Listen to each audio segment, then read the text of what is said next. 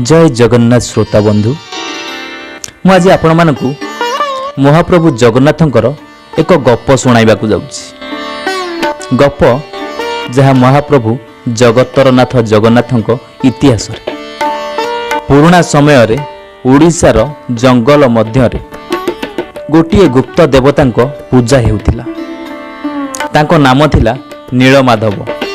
सेही देवतांकु विश्ववासु नामक जड़े जनजाति मनीष गोपन रे पूजा करुथिले।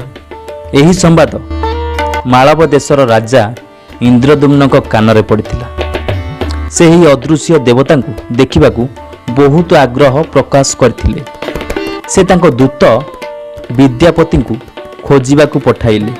विद्यापति बहुत दिन खोजा खोजी पर विश्ववासुंकु पाइथिले।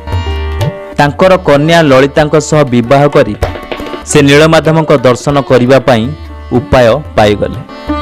किंतु विश्ववासु देवतांक स्थान गोपन रे रखुथिले। सेथिपई विद्यापतिंक आखिकू से बांधी बंद करी नै जाइथिले। चतुर विद्यापति जंगल रे चली चली गला समय चाउल किछि किछि पकेई पकेई जाउଥାଏ।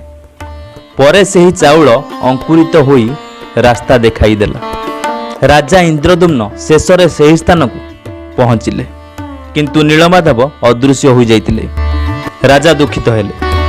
किंतु से भगवान को आदेश पाइले जे समुद्ररू आसीथिबा दिव्य काठ बा दारु ब्रह्म ताहा द्वारा भगवान को मूर्ति निर्माण करा जिवो।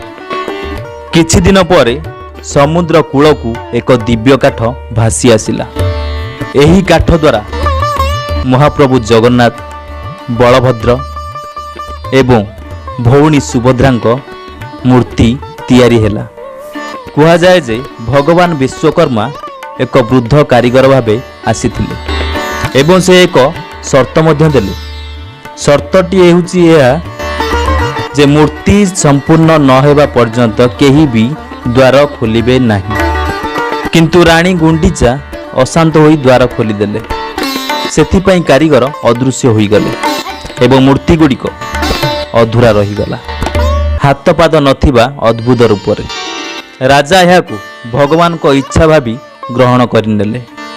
सेही दिन ठारू आजि पर्यंत पुरी रे सेही अद्भुत रूपरे महाप्रभु जगन्नाथंक पूजा हेउछि। जगतरनाथ जगन्नाथ पुरी रे सेही दिन ठारू पूजा पाउछन्ति। भगवान को रूप और लीला आमर बुझीबार दूरे। भक्ति और श्रद्धा सबुठारु बड़।